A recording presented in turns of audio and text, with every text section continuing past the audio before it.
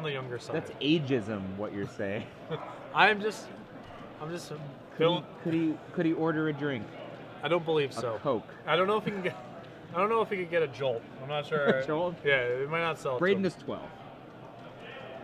Right. Is he mulliganing? Yeah, it looks like he's 8. It looks like actually both players are mulliganing.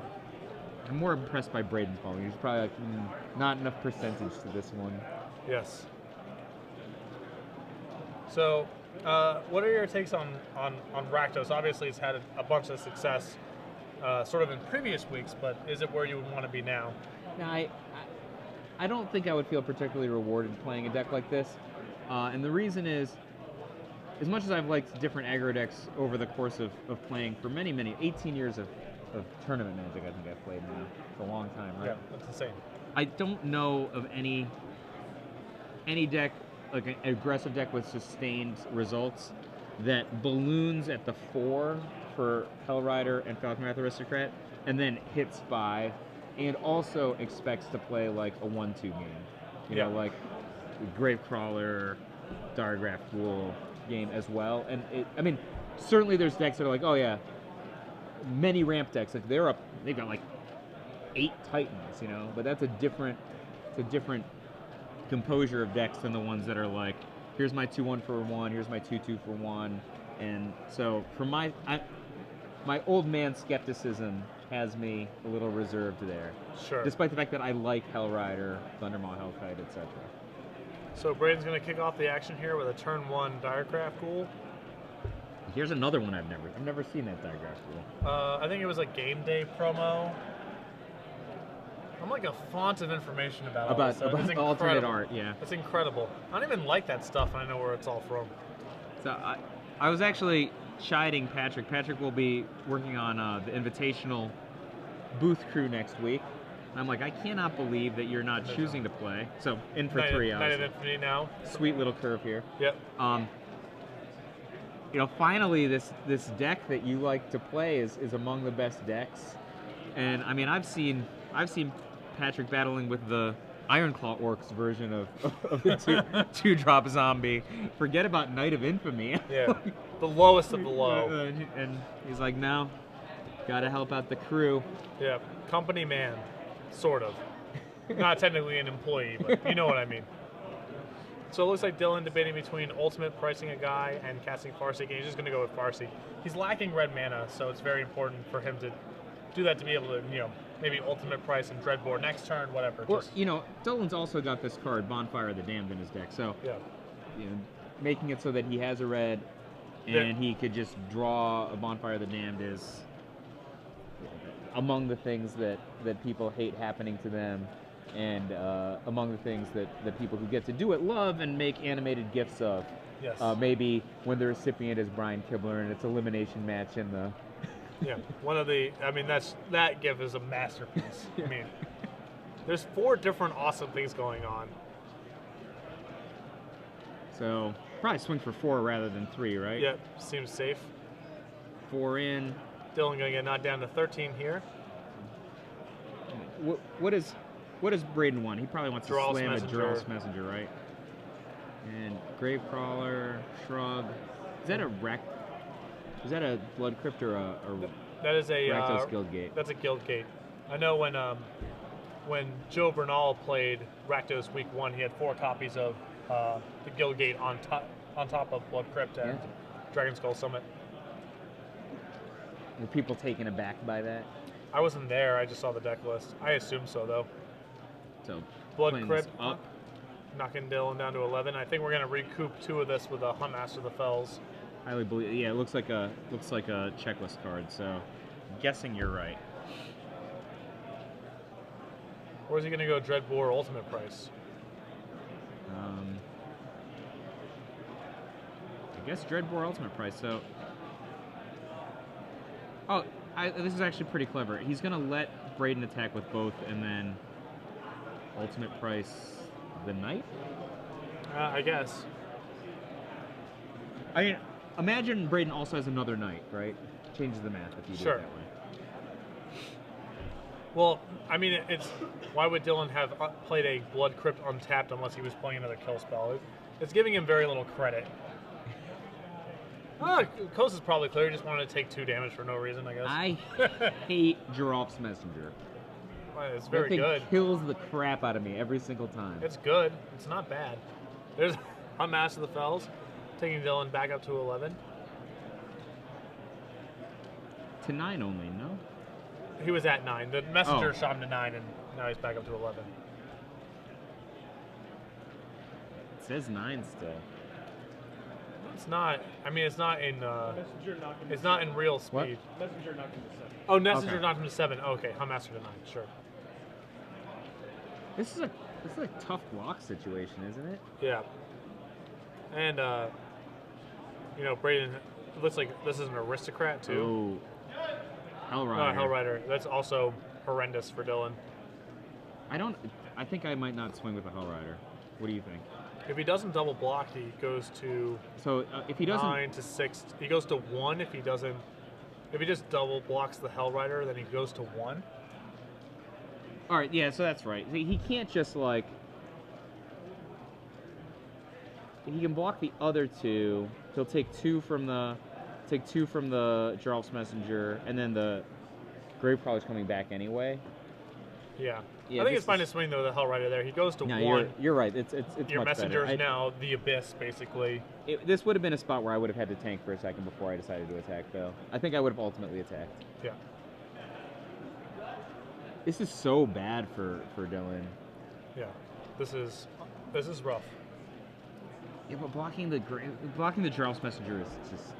He has no He's real like no block choice, He- right? Yeah, the only way that makes sense to block, in my opinion, I actually think it's fine to go block messenger, chump block Hellrider, because then at least you have. I guess he still has. You need to leave yourself highest life total plus leave yourself bonfire to draw. That's what he has to try to set up. Now he was looking for it. Yeah. He's at 1 with. Does he have 2 Dreadbores? Well, he absolutely needs to kill the Hellrider because there's no amount of tricks that stop the Hellrider trigger, right? Right. Yeah. So 6. He would have gone 4, 3, 2. it's another one of those kind of games where every metric matters, right? Yep. 1 life point matters a lot here. Well, that's why I think a way Dylan could have blocked was just chump block Hellrider, block Messenger, and then you're at 2, so if you do rip, the Gravecrawler's still in play, so you're basically putting yourself at only Bonfire to win the game, but Yeah, but it's like who you draft in the. I think Dylan also has Thragtusk in his hand. He's just been stuck at 4 for a while here. And Braden's hand has 2 lethal spells. Like any Elim spell here, right? Oh, it doesn't matter. Face is fine. Braden went up to pick his pen to record -1, I think, but Dylan just conceded. It'd be sweet if Braden won all the games. Yes. So sideboard. Take that, Sphinx's Revelation. All right, Any sideboard. action? Braden, Duress, Appetite for Braden's actually excellent in this matchup. Yep. Duress less so. Flames of Fire, is that Arc Lightning? Yeah, it's Arc Lightning.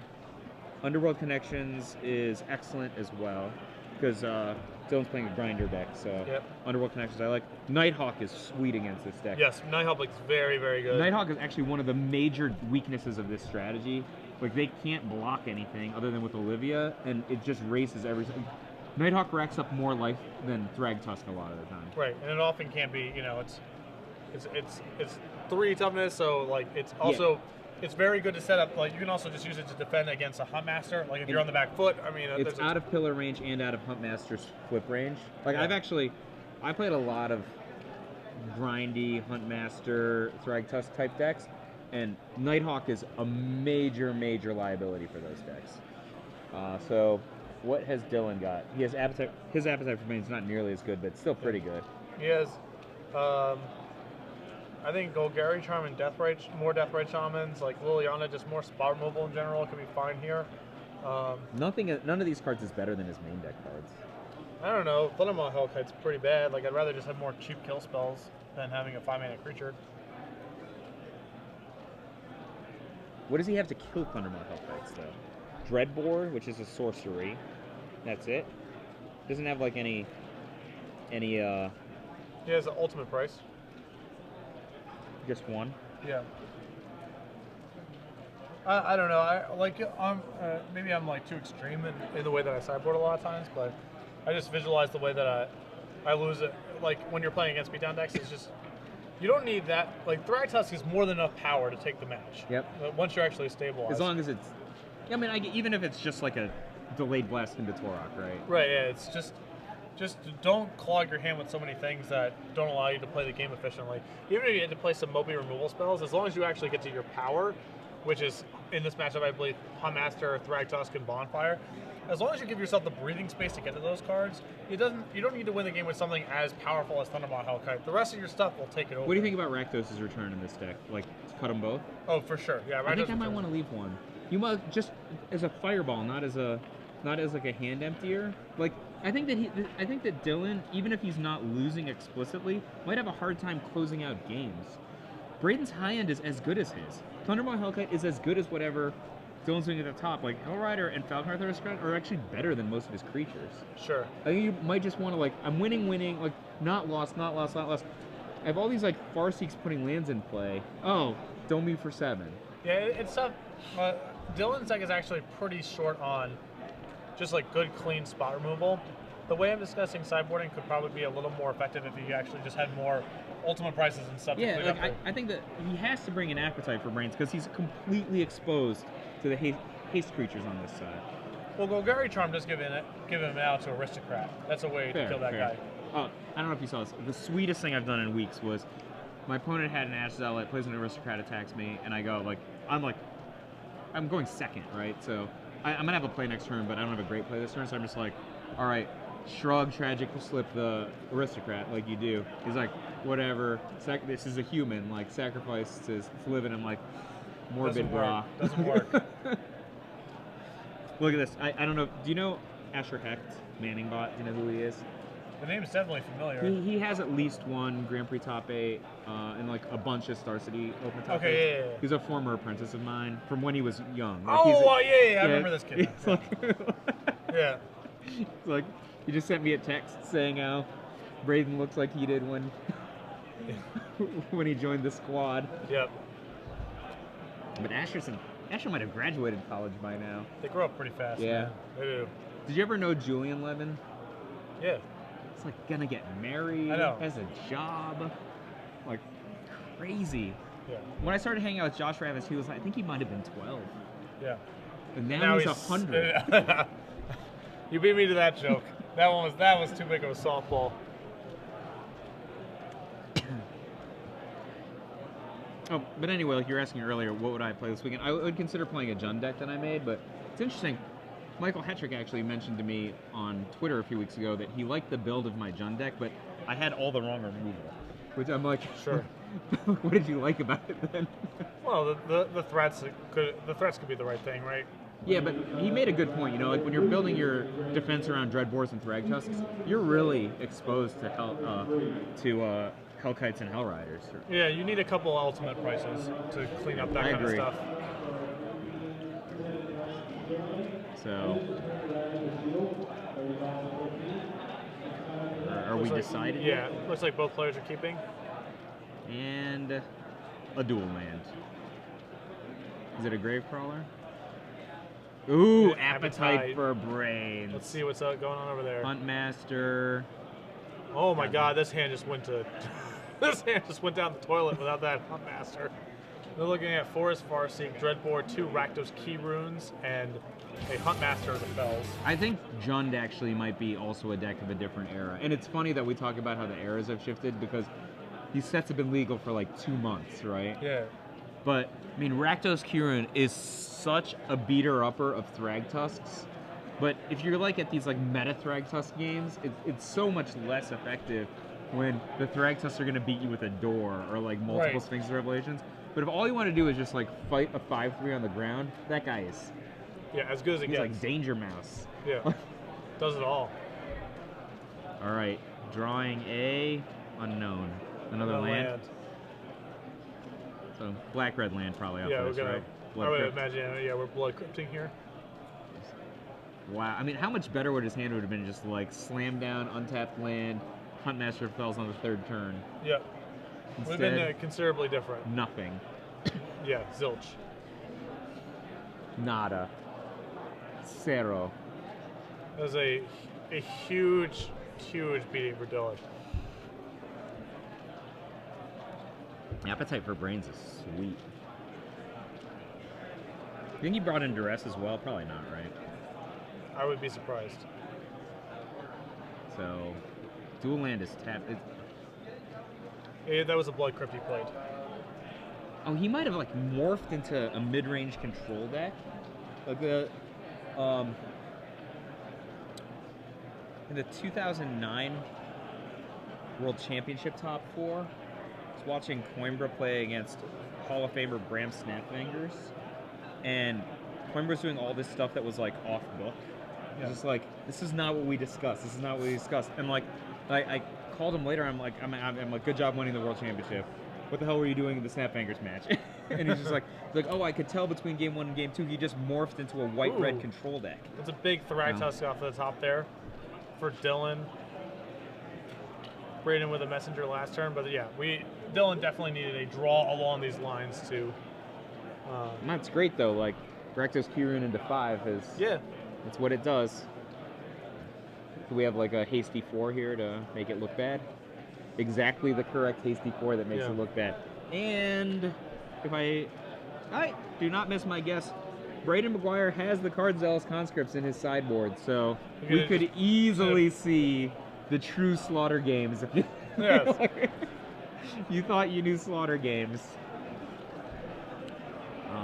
And see, I think holding back the messenger there is an implication that he has Zealous Conscripts. Because it's like, he doesn't even want to give him the opportunity to trade. Yeah. He doesn't necessarily have it, but if he does have it, that attack definitely makes sense. Oh yeah, it's another... I wanted to say 3, but that's an insult to... Yeah, another 3 million. Oh, I think we might see some Dave Williams level of Michael Bay explosions next turn. Dylan thinks so too. It's like, I thought my threat test was pretty good.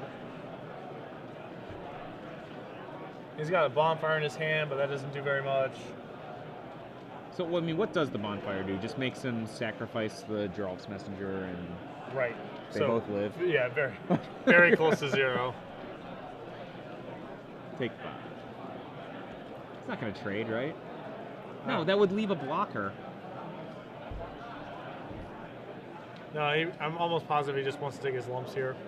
Well, don't forget that the Rakdos Kirun is back and it can block.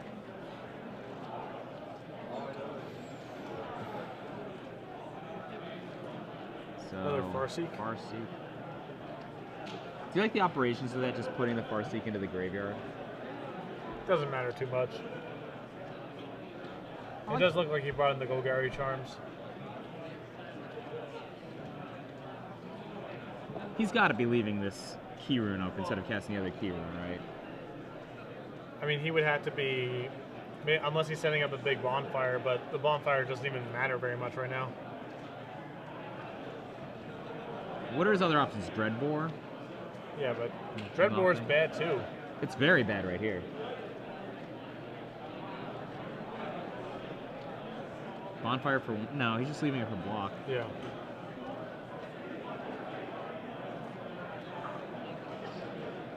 He does not have a Zealous Conscripts as far as I can see. Has a lot of lands. It looks like another Aristocrat maybe on the far right. Correct. Sure. 8's good.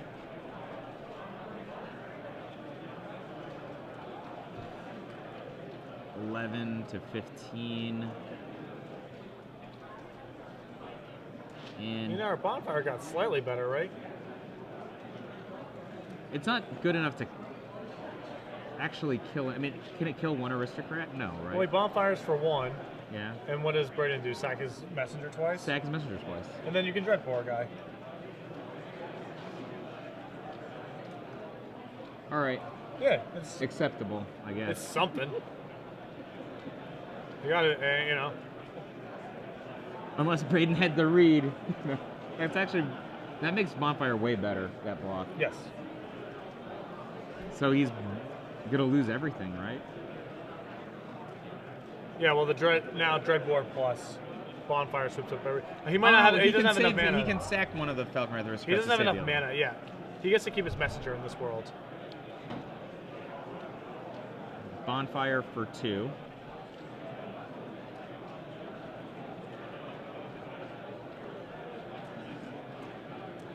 Wait, if Bonfire for 2 isn't the right move, Aristocrat, sack Aristocrat, Yes. the messenger doesn't die. Yeah, I think Dylan wants to keep his. I think he wants to keep his. No, from Braden's perspective. Yeah, no, I'm saying no. I think that you just Aristocrat sack Aristocrat because the like you said, it's not going anywhere.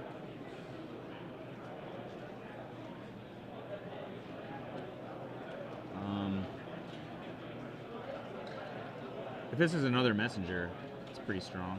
Yes. And it is. So 2 puts him to 7, attack for 4. To 3. Yeah. But then any burn spell, very any low. haste guy. How about the guys that are already in play? They get to attack again Yeah, if yeah, they're not dead. Osip Levidovich once said to me that the weakest portion of my game is that I was always trying to win with the cards on top of my deck instead of the cards that were already in my hand.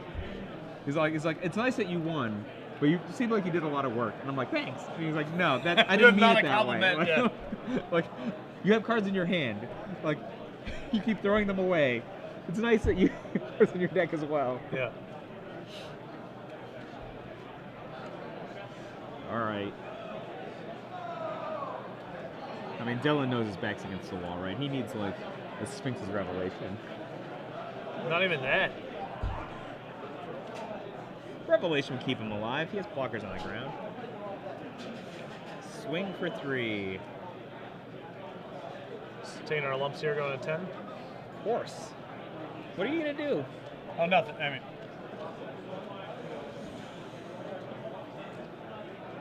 Dylan still has a Dreadbore in his hand, doesn't he? yeah, what was he going to Dreadboard? All right. Dreadbore, Falcon Wrath Aristocrat, sacrifice that. Yeah, nothing you can do. Braden McGuire quickly winning 2 games to nothing there.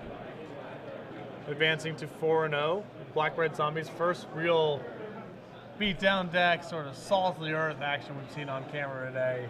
I like how you think of how to